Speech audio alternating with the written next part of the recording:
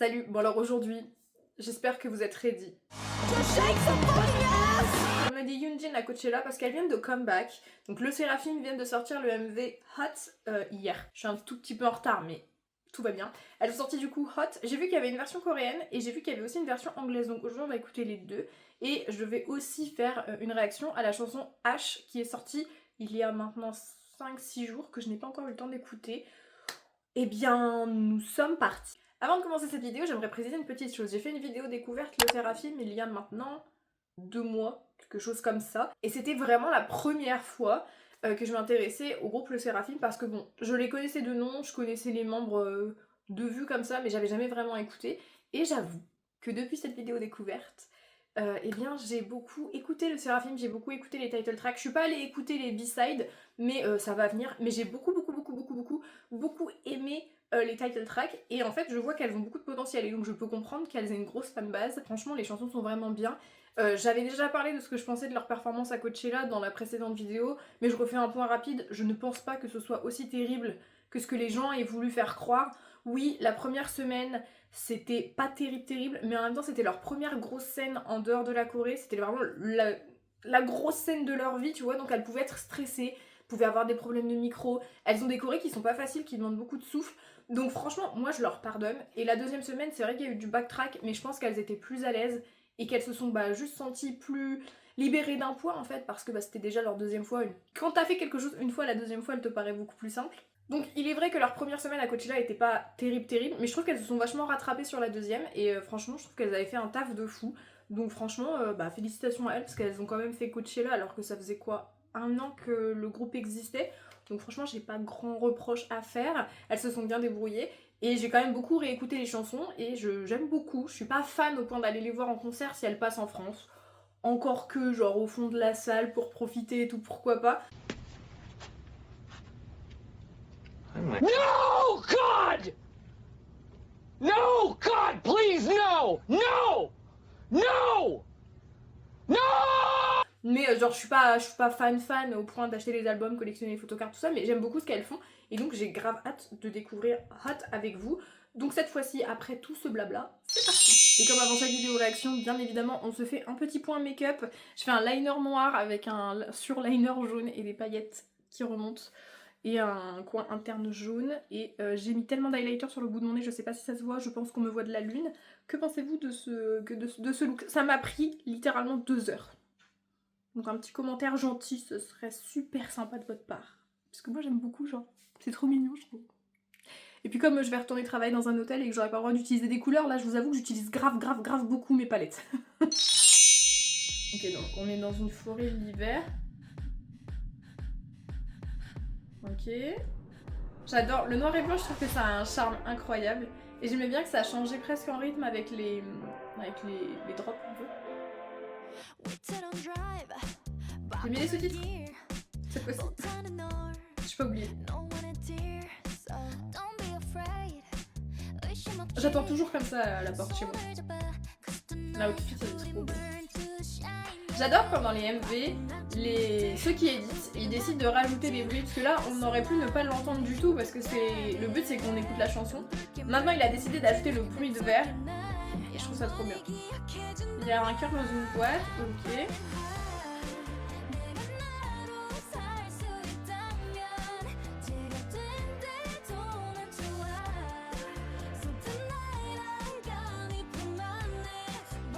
Ils utilisent là des flashs parfois pour faire des match cuts parce que pour lier 2 scènes, le flash ou un écran blanc, ça permet de lier des scènes où ça reproduit le flash quoi.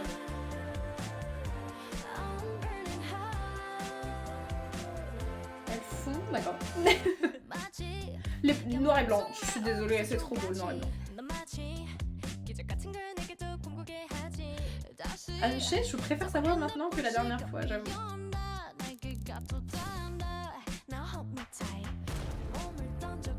Elle a fait sauter quelque chose.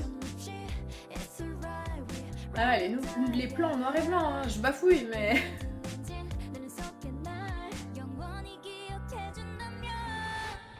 Oh, j'adore quand ils font ça. Ça me fait penser un peu à un MV de Jennie où elle a... je crois que c'est Zen, où il y a plein de plans d'elle qui sont collés genre les uns aux autres et ça fait trop bien. Oh, le ralenti là.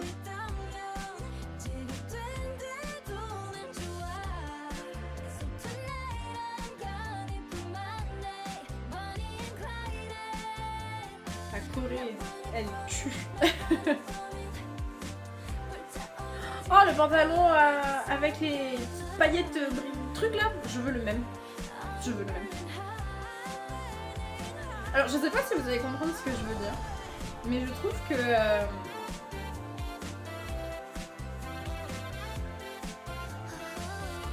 là, les plans au ralenti, comme il n'y a pas de voix, c'est trop beau.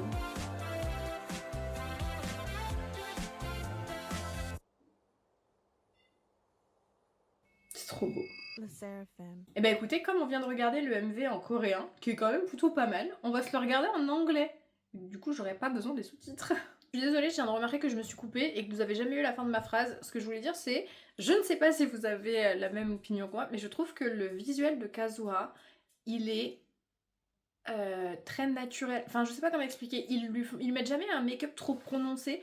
Elle est juste genre naturelle. Les autres aussi, mais je trouve que vraiment elle a ce côté très nature, pas de make-up et tout. Et je trouve qu'elle a un super beau visuel. On est parti pour Hot, mais la version en anglais. Alors je viens de voir juste que c'est genre une performance vidéo quoi. Vous voyez, son visuel il est tellement classique, naturel, j'adore. Les outfits sont trop beaux.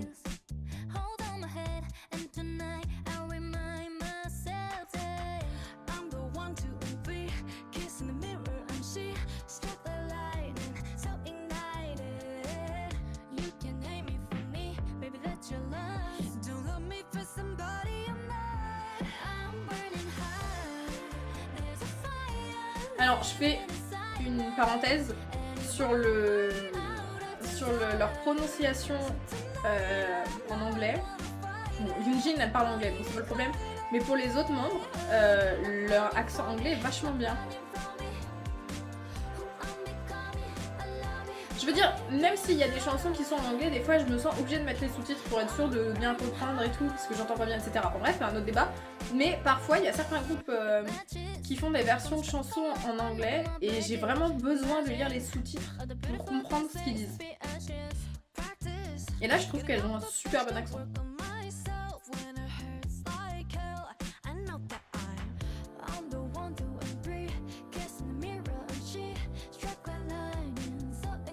La danse est vraiment cool.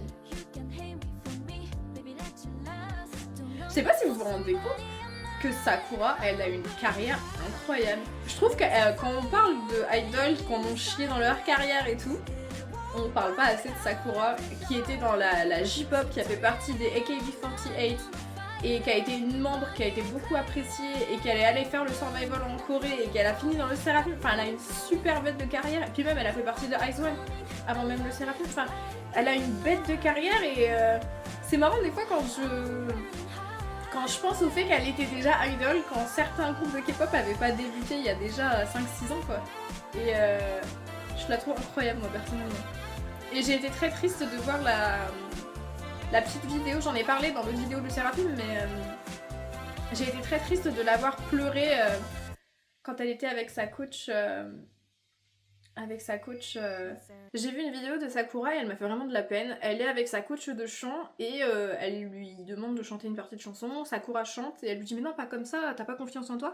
Et Sakura elle se met à pleurer. Mais vraiment, tu vois que ça l'a touchée profondément et je me dis mais est-ce que ça vient que du fait qu'elles se sont pris une haine incommensurable après Coachella? Et je vous avoue qu'elle m'a fait trop de peine.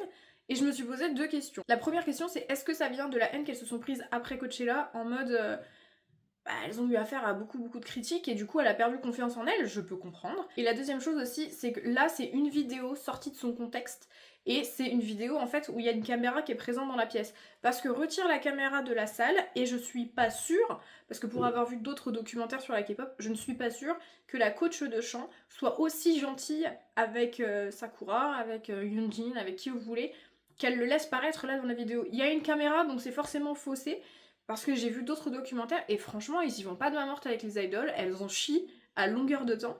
Et là, elle lui a fait genre, oh ma douce, pleure pas et tout, genre tu vas y arriver, t'as perdu confiance en toi, machin. Mais je suis sûre que quand les portes sont closes, c'est pas du tout comme ça, hein. Mais du coup, elle m'a brisé le cœur quand je l'ai vue comme ça pleurer. J'étais en mode, mais comment on a pu en arriver à un point où Sakura, qui avait grave confiance en elle, elle chantait devant des stades entiers toute seule quand elle était chez les AKB, elle avait grave confiance en elle quand elle était chez les IZ*ONE.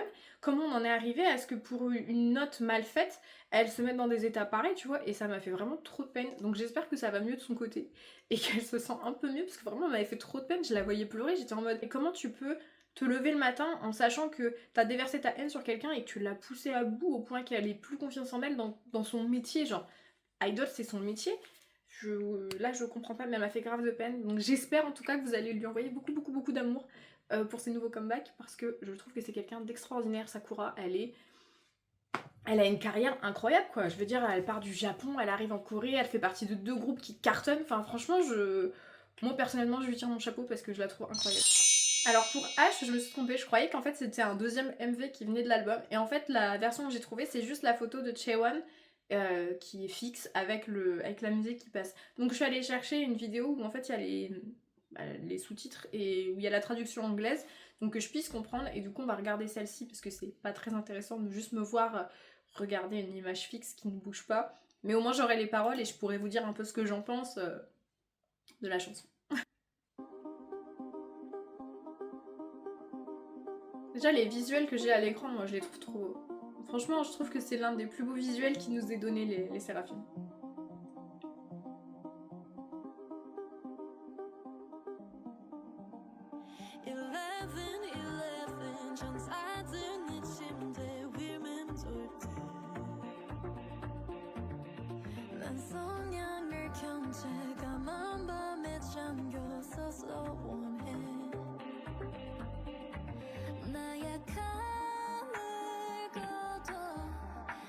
Qui est étonné par la capacité vocale de Chaewon? Personne. Et je sais que Hyunjin, elle a fait de l'opéra, quelque chose comme ça, donc elle aussi, elle a une maîtrise de sa voix qui est déjà incroyable.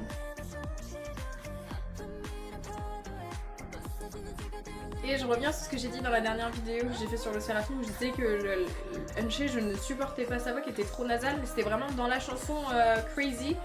Là, sa petite partie, en fait, c'est vraiment trop nasal pour moi. Maintenant, je supporte pas, faut pas exagérer. J'aimais pas sa voix à ce moment-là. Mais là, je trouve que c'est moins nasal, j'aime beaucoup.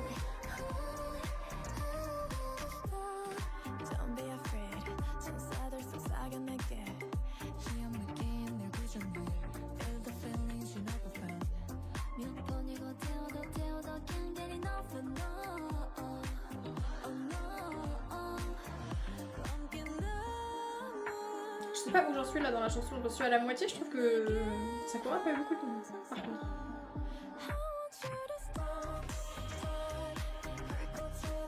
Elle est trop bien la chanson par contre.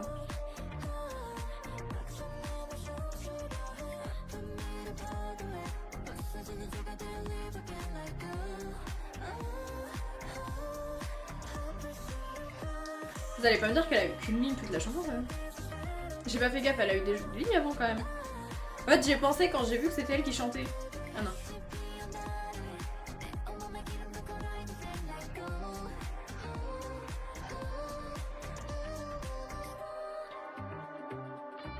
Est-ce qu'il y aurait un peu d'autotune sur sa voix ou pas? Je m'en rends pas compte. Peut-être un peu. C'est pas grave, hein. Je veux dire, mais je souligne. Ou est-ce qu'il y a eu un ad-lib et elle a rechanté un peu plus aigu et un peu plus grave et du coup on a l'impression que sa voix elle est un peu modifiée, je ne sais pas. Mais j'ai eu cette impression là.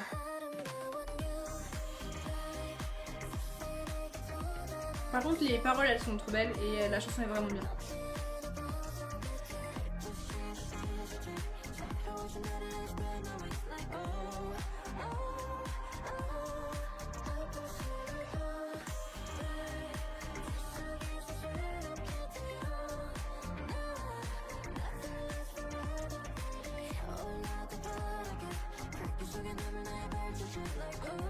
Ah non. C'était peut-être sur les phrases d'avant, mais là, il y avait rien. Ça m'a pas fait le même effet. Elle est trop bien, hein. Elle est trop bien. Je me demande si je préfère pas H à Rat. Après, c'est pas le même type de musique, mais je trouve que les paroles sont vachement bien et que les voix des filles sont super. super, super, super. Je pense, vu les paroles et connaissant la Corée, je suis pas sûre qu'on va avoir ça en performance. Ils sont capables de nous de bloquer en disant que les paroles, elles sont trop, genre plus 18, un truc comme ça, tu sais, genre trop dark, trop quelque chose comme ça, et je suis pas sûre qu'on ait le droit à une performance, une performance de H avant un bon moment, et je pense, j'adore quand les idoles ils font ça, enfin, quand les agences font ça, que les idoles elles peuvent pas performer telle ou telle chanson pour X ou Y raison parce que bah voilà, pour exemple, H elle a des lyrics qui sont trop profonds. J'adore quand, bon c'est pas grave, ils font la title track qu'ils veulent sur les Music Bank et les Inkigayo, et quand il y a genre les Mama ou les MMA, ils te sortent une perf avec la chanson qui a été bannie de partout. Donc là j'espère qu'on va avoir droit à ça parce que j'adorerais voir H en live. Après je sais pas, hein, je parle sans savoir, ça tombe elle est pas bannie du tout, mais c'est tellement genre profond comme parole que je pense que la Corée les connaissant, ils vont faire les difficiles. Et un point final sur le Seraphim, c'est juste pour vous dire que je trouve que le Seraphim c'est un super groupe, elles ont vraiment des super titres et je trouve qu'elles ont des super chorés, on les souligne pas souvent quand on parle de bonnes danseuses, mais elles ont des chorés qui sont vraiment pas faciles, elles ont des chorés qui demandent du souffle, de l'énergie et de la maîtrise et je trouve qu'elles sont jamais vraiment félicitées pour ça, donc moi personnellement je trouve que elles méritent quelques applaudissements. Ensuite, c'est vrai qu'avant ma vidéo découverte, je trouvais que le Seraphim c'était un peu surcoté ou que c'était pas vraiment pour moi, genre c'était pas mon truc. Maintenant, je les écoute un peu plus, j'adore leur title track. Je trouve qu'à chaque fois elles mettent dans le mille, donc franchement c'est super. Et vraiment c'est un groupe que j'écoute beaucoup plus. Donc il faut pas se laisser avoir, je pense, c'est la morale de cette vidéo, ok. Je pense que parfois, il faut passer outre nos a priori, il faut savoir prendre son PC ou son téléphone, sa tablette, peu importe, s'asseoir quelques secondes et juste se poser les questions, est-ce que j'aime pas le groupe parce que j'aime pas, ou est-ce que j'aime pas le groupe parce que à cause de tout ce qu'il y a autour, et est-ce que j'ai déjà vraiment écouté? Parce que c'est vrai que le Seraphim, moi j'avais jamais vraiment écouté. Les chansons passent, mais bon, j'écoutais pas plus que ça. Mais c'est vrai que j'ai pris le temps la dernière fois de faire la vidéo et j'ai découvert vraiment que c'était un groupe que j'aimais beaucoup. Les title tracks sont vraiment super.